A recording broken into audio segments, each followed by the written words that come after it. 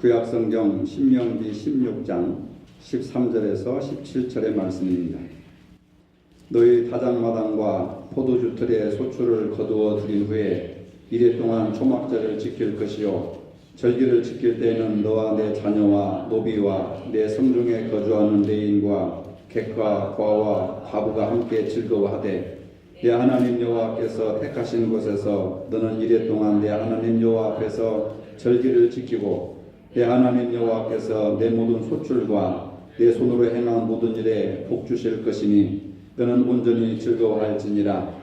너희 가운데 모든 남자는 1년에 3번 곧 무교절과 77절과 초막절에 내 하나님 여호와께서 택하신 곳에서 여호와를 배웁되 빈손으로 여호와를 배웁지 말고 각 사람이 내 하나님 여호와께서 주신 복을 따라 그 힘대로 드릴지니라. 아멘. 오늘은 추수감사주일입니다. 추수감사절은 한 해의 동사를 마치고 추수한 풍물을 하나님께 나아가 감사제를 드리는 것입니다. 하지만 도시문화 속에 살아가는 우리에게 추수감사절이라고 하는 말이 조금은 어색하게 들릴 수도 있습니다. 현대를 살아가는 우리에게는 추수감사절이라고 하면 뭔가 이렇게 농사짓는 사람들이나 추수해서 그 결실을 가지고 감사하는 것이지, 도시생활 또 도시문화 속에 살아가는 우리들이 무슨 감사를 할 수가 있겠는가 하는 그런 생각을 자연스럽게 하게 됩니다. 감사라는 말은 기적의 말이라고 그렇게 얘기합니다. 감사합니다라고 하는 말이 얼마나 좋은지, 감사합니다라고 하는 말을 하면 여러분들의 인생에 좋은 일이 많이 생긴다는 겁니다. 그래서 미국인들은 말끝마다 땡큐 땡큐 이렇게 해서 많은 복을 받았다고 하는 그런 이야기가 있습니다. 영어에 생각한다고 하는 싱크와 감사한다라고 하는 싱크라고 하는 말은 같은 어원에서 나왔다고 합니다. 무슨 일이든지 깊이 생각하면 감사에 이르게 된다고 하는 사실입니다. 생각이 하나님 쪽으로 기울으면 범사에 감사하고 만족과 기쁨이 오지만은 사람 쪽으로 기울고 환경을 생각하면 이런 환경 속에서 우리가 어떻게 감사할 수 있는가 해서 사람 쪽으로 생각하면 감사 대신에 불평과 원망이 나온다고 하는 겁니다. 감사하는 것만큼 아름다운 것이 없습니다. 감사는 인간의 언어 중에서 가장 아름답고 존귀한 언어 중에 하나라고 하는 사실입니다. 유대인들에게 있어서 감사는 절기의 핵심이고 모든 제사의 중요한 요소였습니다. 감사가 없는 예배, 감사가 없는 찬양은 있을 수가 없습니다. 감사가 없는 신앙생활, 감사가 없는 기도 있을 수가 없습니다. 감사가 없는 설교, 감사가 없는 헌금 있을 수가 없습니다. 우리는 모든 면에서 기독교는 감사의 종교라고 하는 겁니다. 성경 전체는 하나님께서 베풀어 주신 구원의 은혜를 감사하라고 하는 말씀으로 가득 차 있습니다. 감사는 한두 번 하는 것이 아니고 생일 때나 회가 때나 또는 무슨 좋은 일만 있을 때 감사하는 것이 아니고 어느 때나 어느 곳에서나 범사에 감사하라고 하는 말씀을 하십니다. 문제는 무엇을 어떻게 감사할 것인가 하는 내용입니다. 인간의 선이나 사랑이라고 하는 것은 다 일시적인 것입니다. 그리고 아침 저녁마다 조석변이로 달라지는 것이 인간의 마음입니다. 불완전하고 일시적인 것에서 우리 인간에게서는 큰 소망을 둘 수가 없습니다. 변하지 않는 하나님의 선하심과 인자하심이 바로 우리의 꿈과 희망이라고 하는 사실입니다. 하나님의 선하심과 인자하심이 영원하기 때문에 우리는 하나님께 희망을 두고 하나님 앞에 나아갈 수가 있는 겁니다. 오늘 본문 14절 15절에 보니까 절기를 지킬 때에는 너와 내 자녀와 노비와 내 성중에 거하는 레인과 객과 고아와 과부와 함께 즐거워하되 내 하나님 여호와께서 택하신 곳에서 너는 7일 동안 내 하나님 여호와 앞에서 절기를 지키고 내 하나님 여호와께서 내 모든 소출과 내 손을 댄 모든 일에 복 주실 것을 인하여 너는 온전히 즐거워할지니라. 즐거워하라라고 하는 말이 2번 반복되고 있습니다. 감사제는 즐거워해야 된다. 기쁘게 드려야 된다. 하나님이 복 주실 것을 인하여 너는 온전히 즐거워하라. 복을 내려주신 것이 아니라 복을 주실 것을 기대하고 즐거워하면서 감사제를 드려라. 여러분, 감사는 모든 사람들이 함께 기뻐하며 즐거워하는 잔치인 줄로 믿으시기를 바랍니다. 본문 14절에서 즐거워하라고 하는 말은 기뻐하라고 하는 말입니다. 추수감사절을 초막절 또는 수장절이라고 합니다. 초막절은 7일 동안 광야에서 이스라엘 조상들을 광야에서 먹이시고 입히시고 도와주시고 발이 부르트지 않도록 인도하시고 구름기둥과 불기둥으로 인도하시고 지켜주신 그 은혜를 인하여 지키는 것입니다. 지난 1년 동안 봄, 여름, 가을 3계절을 지내오는 동안 어려운 일도 많이 있었고 슬픈 일도 많이 있었고 또 여러분들의 기대에 못 미치는 그러한 미흡한 일들도 많이 있었을 것입니다. 그러나 그것은 인간적으로 생각하는 것이고 그럼에도 불구하고 하나님은 늘 우리에게 함께 하셔서 구름기둥과 불기둥으로 먹일 것, 마실 것, 입을 것, 발이 부르트지 아니하도록 필요한 것을 공급해 주셨다고 하는 것. 그것을 깨닫는 사람만이 하나님께서 복 주실 것을 기대하면서 즐거워하는 마음으로 오늘 추수감사절을 맞이하는 것입니다. 이처럼 구약의 절기는 모든 사람들이 절기의 축제에 참여하여서 함께 즐거워하는 겁니다. 추수의 절기는 언제나 누구에게나 기쁜 절기입니다. 먹을 것이 풍성합니다. 고아나 과부나 객들도 거지들도 먹을 것을 풍성하게 나눠주는 것이 바로 감사절기라고 하는 겁니다. 그렇기 때문에 우리만 기뻐하고 즐거워하는 것이 아니라 나만 기뻐하고 즐거워하는 것이 아니라 모든 사람들이 짐승까지도 하나님은 까마귀 새끼까지도 먹을 것을 공급해 주시는 하나님이시라고 우리가 교동문에서 오늘 읽었는데 하물며 사람에게 하나님께서 필요한 것을 공급해 주시지 않겠느냐. 우리가 하나님의 은혜를 기억하지 못해서 그렇지 하나님은 우리의 기억 속에도 없는 까마귀 새끼에게도 먹을 것을 공급해 주시는 그런 하나님이다 하는 겁니다. 이러한 하나님의 은혜를 기쁨으로 즐겁게 오늘 감사절을 맞이할 줄로 믿습니다. 1년 동안 밭에 나가서 일한 농부들에게 추수라고 하는 것이 얼마나 큰 기쁨의 잔치입니까? 얼마나 감사한 일입니까? 하나님께서 햇볕을 주시고 비를 주시고 좋은 날씨를 주셔서 열매를 맺게 해주셨습니다. 여러분, 여기 많은 과일들이 있지만은 이 과일 열매 맺게 누가 명령을 했습니까? 농부가 명령했습니까? 너는 올해 한 나무에서 사과를 200개 맺어라. 너는 오늘 이번 해 감나무에서 단감을 또는 대봉을 500개 맺어라. 주인이 명령한 것은 하나도 없습니다. 주인이 명령하지도 않았는데 이 사과나무는 사과 열매를 맺고 감나무는 감의 열매를 맺고 귤나무는 귤의 열매를 맺었습니다.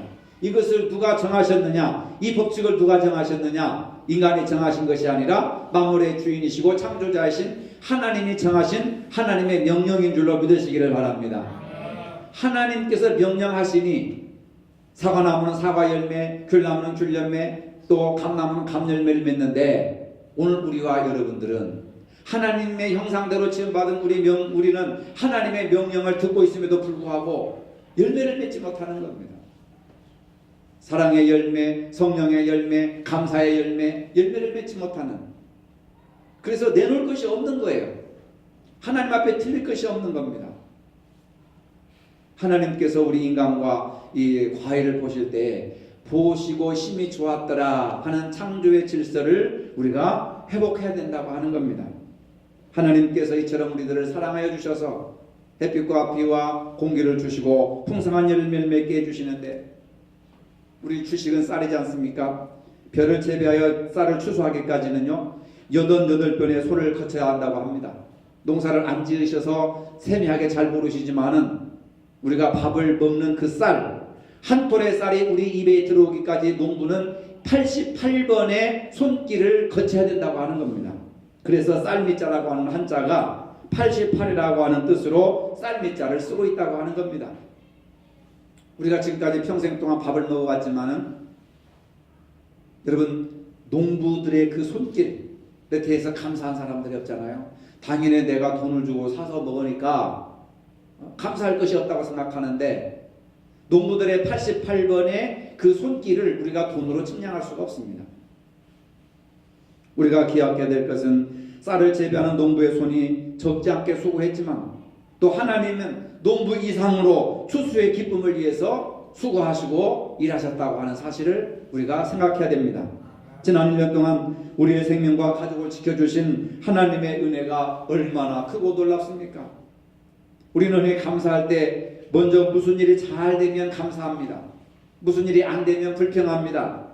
그런데 예수님께서는 감사의 부분을 보여주셨는데 떡이 많아졌기 때문에 결실이 많기 때문에 감사한 것이 아니라 결과를 계산하지 않으시고 보리떡을 놓고 감사하니 5,000명을 먹이고 12광지리가 남았더라. 이렇게 먼저 하나님 앞에 감사할 때 축복은 결과로 따라온다는 것을 믿으시기를 바랍니다. 우리는 흔히 남편이 잘 되고 자식이 잘 돼야 감사할 수가 있고 잘못되면 불평과 원망을 할 때가 많습니다. 내가 가진 이것이 더 좋은 무엇이 보태어졌을 때 감사하는 경향이 있습니다. 그러나 지금 내가 가지고 있는 이것을 가지고 먼저 감사하는 사람에게 하나님의 축복이 임하게 된다는 것을 믿으시기를 바랍니다. 지금의 상태에 감사할 줄 모르는 사람은 가진 것마저도 잃어버리게 되는 겁니다. 이것이 성경이 말해주는 진리입니다. 우리의 현실은 내 생각이 맞고 또 내 생각이 기준에 대해서 내 생각에 맞지 않으면 짜증나고 불만스러운 것들이 얼마나 많은지 모릅니다. 그러나 현재 그 사실에서부터 감사하기 시작하지 못하는 사람은 그 짜증과 불만에 짓눌려 좋은 열매를 맺을 수가 없습니다.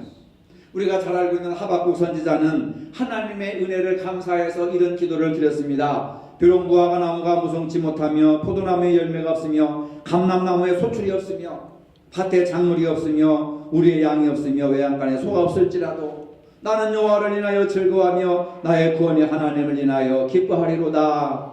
평생 동안 우리가 마음속에 새겨야 할 것이 하박국 3장 17절로 18절의 말씀입니다. 이 말씀을 오늘날 우리의 현실 속에서 번역해 보자면 망하고 흉작이 들어서 돼지값과 속값이 뚝뚝 떨어지고 사료값도 건지지 못하고 김장배추와 무가 과다 생산되어서 추수를 하려 해도 인건비가 나오지 않고 그래서 밭에다가 다 버려두고 농산물 개방압력이 들어와서 농사의 의욕을 잃고 수출에 기름 막히고 부도가 나고 아무 대책이 없는 경우, 바로 그런 경우를 말하는 겁니다. 그래도 감사할 수 있습니까? 그래도 하박국의 그 말씀에 동의할 수 있습니까? 이럴 때 감사할 줄 아는 신앙이 참된 감사의 신앙인 줄로 믿으시기를 바랍니다. 인도의 한 어머니가 감사 예물을 들고 교회에 왔다고 합니다. 목사님이 어떤 뜻에서 예물을 드리는지 물으니까 아이가 아파서 열심히 기도한 대가라고 했습니다. 기도해서 아이가 나았겠거니 해서 물어보았더니 오히려 아이가 죽었다고 했습니다. 아들이 죽었지만 이제는 영원한 하나님 나라에 들어갔으니 감사해서 예물을 가지고 왔다고 합니다. 여러분, 이것이 참된 감사입니다. 아들이 살았을 때는 뭐든지 다 바칠 수가 있습니다. 근데 기도를 열심히 했는데 아들이 죽었는데 감사할 수 있습니까? 이것이 참된 감사라고 하는 겁니다. 내 기준과 내 뜻대로 되지 않다고 해서 불평과 원망을 하는 것이 아니라 내 기준과 뜻이 합당하지 않아도 그럼에도 불구하고 하나님께서 베풀어 주신 그 은혜를 인하여 감사하는 것이 신앙입니다. 세상 사람들과 다른 것이 바로 그거잖아요. 우리의 감사 속에 하나님이 개입하신다고 하는 겁니다.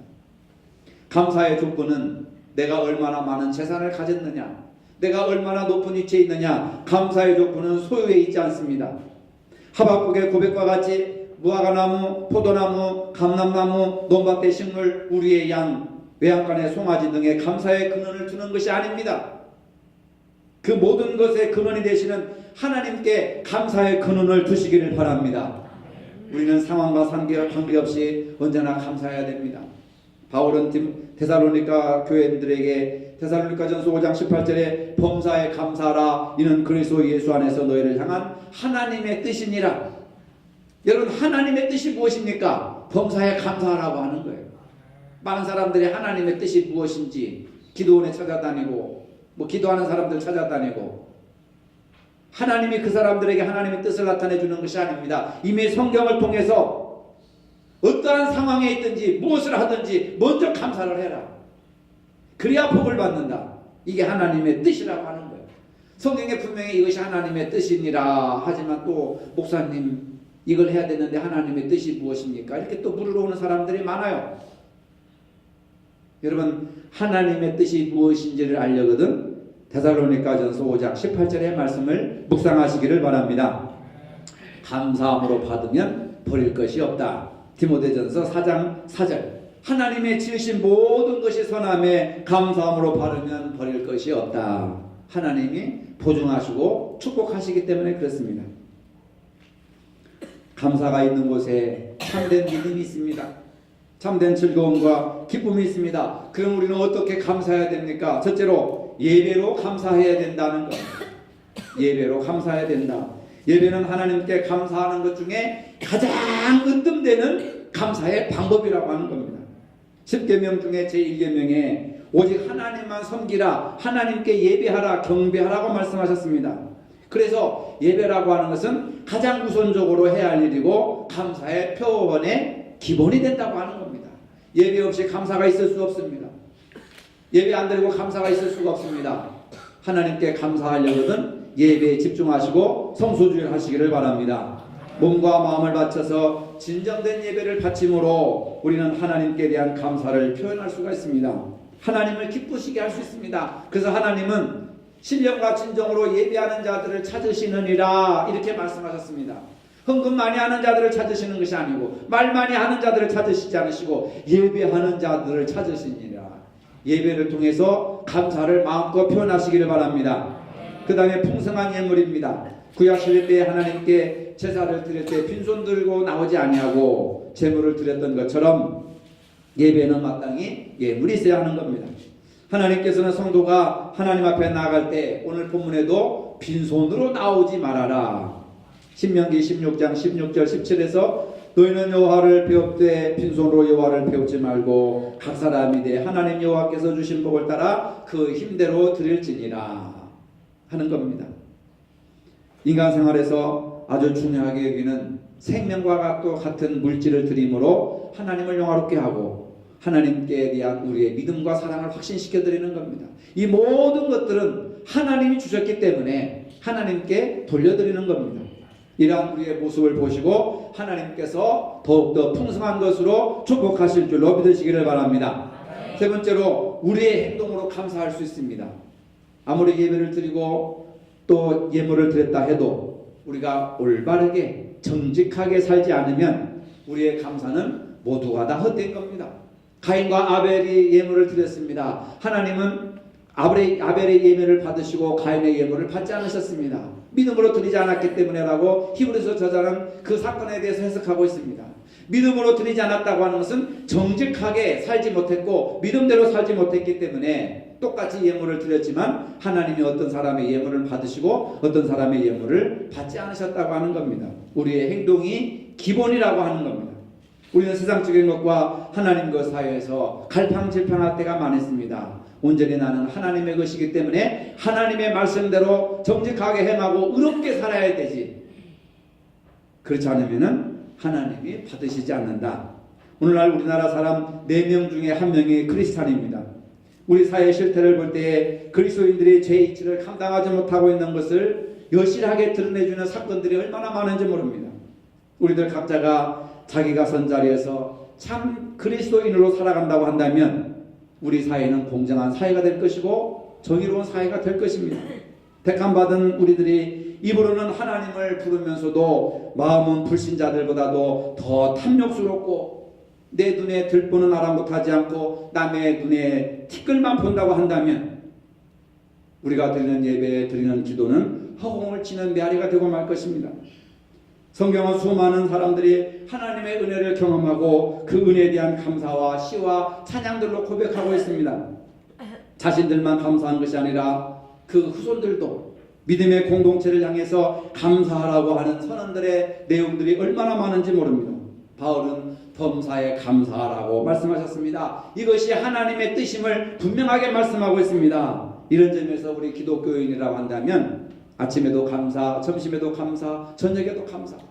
비가 올 때도 감사, 날이 좋을 때도 감사, 더울 때도 감사, 추울 때도 감사, 꽃이 필 때도 감사, 또 천둥 번개가 내칠 때도 감사.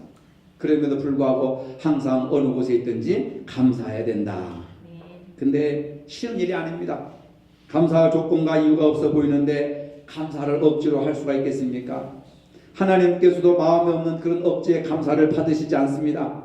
많은 사람들이 이렇게 감사하라고 하면은 이렇게 힘이 들고 어려운데 어떻게 감사할 수 있습니까? 취직도 안 되고 돈도 못 벌어들이고 사업도 안 되는데 어떻게 감사할 수 있습니까? 보세요. 살기가 막막합니다. 많은 사람들이 그렇게 하면서 의문을 제기할 때가 많았습니다. 살아가다 보면 정말 감사하기 힘들고 어려울 때가 많이 있습니다. 그렇지만 어렵고 힘들 때 삶의 모든 상황에서 감사를 적용하는 것이 이게 믿음이라고 하는 거예요. 감사를 적용해야 됩니다. 감사할 일이 저절로 떨어지는 것이 아니에요. 어렵습니다. 한결같이 경제적으로 어렵다고 이구동성으로 말하고 있습니다. 그럼에도 불구하고 감사할 수 있는 것은 현실 속에서 감사를 적용하는 거죠. 감사를 적용해야 됩니다. 우리 삶에 여러 가지 어려움이 있어도 힘들고 어렵더라도 곰곰이 생각해 보면은 감사할 것이 너무 많이 있습니다. 내 생명이 어디서부터 왔습니까? 내 건강이 누구로부터 주어졌습니까? 내가 보고 듣고 맛보고 움직이고 활동하는 것이 내 힘으로 된 것이 아닙니다. 가만히 내가 생존하고 있는 것을 생각하면 내 힘대로 내 부모의 은혜로 된 것이 아니라 모든 것이 하나님의 은혜다. 그래서 생각하면 생각할수록 감사를 더 깊이 발견하게 될 수 있다. 감사는 조건의 문제가 아니라 해석의 문제라고 하는 사실입니다. 이 말씀이 무슨 말이냐? 일상적인 일들을 어떻게 생각하느냐, 어떻게 해석하느냐에 따라서 똑같은 환경이 감사가 될 수가 있고 불평이 될 수가 있습니다.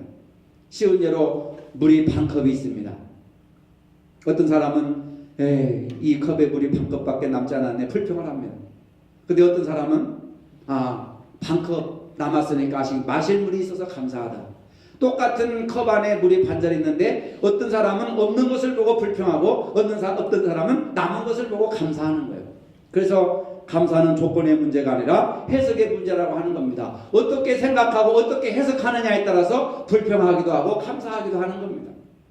여러분 매사에 긍정적으로 해석하시기를 바랍니다. 긍정적으로 바라보시기를 바랍니다. 우리는 때로 경건이라고 하는 것을 내면적인 것으로 이해할 때가 많습니다. 그러나 야고보서 1장 27절에 고아와 과부를 환난 중에 돌아보고 세속에 물들지 아니하는 이것이 경건이니라 했습니다. 과부와 고아를 돌보아주는 것이 참된 경건이고 그리스도인들의 올바른 삶의 모습이라고 하는 겁니다. 감사의 절기에 우리와 함께 감사할 대상들이 누구인가? 감사의 대상들을 찾아서 감사를 함께 나누는 것이 중요한 의미라고 하는 겁니다. 추수의 절기를 맞이하여서 우리도 농부의 수고들을 함께 생각해 봅시다. 하나님께 감사할 뿐만 아니라 농부들의 수고에도 감사할 줄 아는 마음을 가져야 합니다. 이처럼 우리가 서로에게 감사하는 마음은 하나님의 마음입니다. 옆 사람에게 한번 감사하는 마음을 가져보시기 바랍니다. 당신이 있어줘서 내가 살고 또 당신이 옆에 있어줘서 내가 건강하고 행복하고 신앙생활 할 수 있게 된 것, 당신이 옆에 있어줘서 지금까지 살아오게 된 것, 이게 감사할 수 있는 마음 아닙니까? 따라합시다. 감사는 하나님의 마음입니다. 인간의 마음으로는 조건만 따지지 감사가 이루어질 수가 없어요. 한두 번 일회성으로 감사할 수 있습니다. 그러나 하나님의 마음은 범사에 감사하는 것. 하나님께 감사하고 농부들에게 감사하고 그 다음에 가족들에게 감사하고 교인들에게 감사하고 내 옆에 있는 가장 친한 친구들에게 감사하고 이번 추수감사절에는 여러분들의 감사를 한층 높이시기를 바랍니다. 잘 되기에 감사하는 것이 아니라 안 되어도 감사하시기를 바랍니다. 풍성해서 감사하는 것이 아니라 없어도 감사하시기를 바랍니다. 건강해서 감사하는 것이 아니라 몸이 아파도 감사하시기를 바랍니다. 아무리 안 되어도 아무리 없어도 지금 내 기준에 내 형편이 도달하지 못했을지라도 나를 인도하시고 여기까지 지켜주시고 앞으로도 축복해 주실 그 하나님의 은혜를 생각하면서 감사하시기를 바랍니다. 눈이 세상에 고정되어 있고 보이는 조건으로 감사하는 사람들은 범사에 감사할 수가 없습니다. 행사가 끝나면 감사가 사라집니다. 여러분들의 눈을 하나님께 고정하시기를 바랍니다. 감사의 마음으로 고정하시기를 바랍니다. 이것이 감사의 신앙인 줄로 믿으시기를 바랍니다. 거룩하신 아버지, 올해도 어김없이 추수감사절이 다가왔습니다. 이번 추수감사절 주일부터 우리의 감사가 잘 되기에 풍성하게 하는 감사가 아니라 내 뜻대로 안 되었어도 없어도 또 우리를 인도하시는 하나님께 감사할 수 있는 믿음을 허락하여 주시옵소서. 우리만 즐거워할 것이 아니라 농부들의 수고에도 감사하고 소외된 이웃들과 함께 감사의 즐거움을 나눌 수 있는 저희가 되게 하여 주시옵소서. 예수님의 이름으로 기도합니다. 아멘. 이제는 우리 주 예수 그리스도의 은혜와 하나님 아버지의 무한하신 사랑과 성령의 교통하심이 감사의 눈과 마음을 하나님께 고정하여 평생 감사하며 살기를 원하는 모든 성도들 머리 위에 이제로부터 영원토록 함께 하시기를 축원하옵나이다. 아멘.